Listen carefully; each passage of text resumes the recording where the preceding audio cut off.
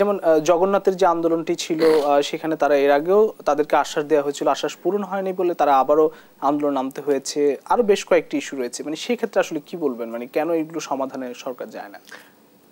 ওই যে আপনাকে আমি বললাম যে কেউ কেউ সরকারের ভেতরে, এটা আমার আশঙ্কা, সত্য মিথ্যা আমার কাছে কোনো তথ্য নাই, কিন্তু আমার কাছে কেন জগন্নাথের দাবি কালকে মেনেছে এবং তাদের অলরেডি গেজেট হয়ে গেছে, তাদের আরডিপিডি এটা অনুমোদন হয়ে গেছে, তাহলে সেটা তখন করলে এই সমস্যাটা তো হতো না।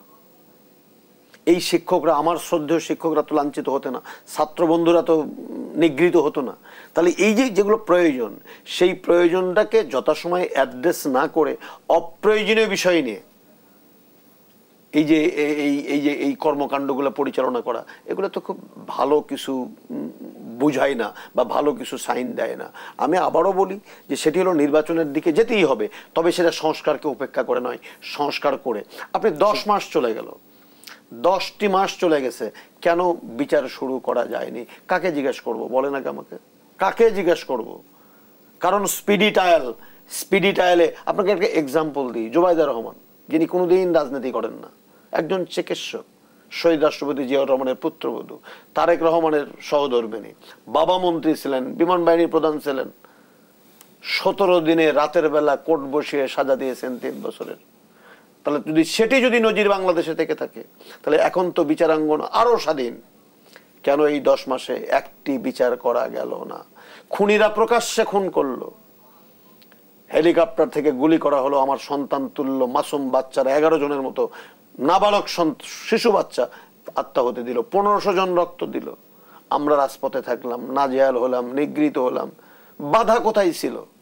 এই বিচার করার জন্য কি সংস্কার লাগতো না তো।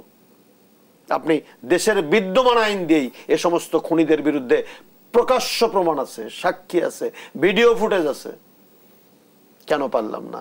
অভিযোগ কাকে করব? অভিযোগ করার তো কেউ নাই। এই বিষয়গুলোতে আজকে এগুলো নিয়ে যদি নির্বাচন যদি বিলম্বিত হয়, প্রলম্বিত হয়, দীর্ঘায়িত হয়, সমস্যা তো নিত্য নতুন তৈরি হতে পারে। সেই সমস্যাগুলো আপনি কি করে সামাল দেবেন? ভোটের হিসাবে আপনাকে, আমরা সবাই বলি জনগণ আমাদের সাথে, হ্যাঁ জনগণ আমাদের সাথে। আপনি যদি 96, 2001 এবং 2006 নির্বাচন যদি আপনি চিন্তা করেন, তাহলে এই 3টি নির্বাচনকে 91, 96, 2001 নির্বাচনকে একটি গ্রহণযোগ্য নির্বাচন বলা হয় তত্ত্বাবধায়ক সরকারের অধীনে। তাহলে সেই নির্বাচনে ভোটের একটু আপনি চিত্রটা আমরা দেখে আসি। আওয়ামী লীগ 34-33, বিএনপি 33-34, জামাত 9%, এনসিপির জন্মই হয়নি তখন। তাহলে এই সংখ্যাগরিষ্ঠ মানুষের দল বিএনপি যখন নির্বাচিত চায়, কথা বলতে হবে, তাদেরকে কনভিন্স নিতে হবে। এই মুহূর্তে নির্বাচনী মাঠের সবচেয়ে বড় খেলোয়াড় হলো বিএনপি।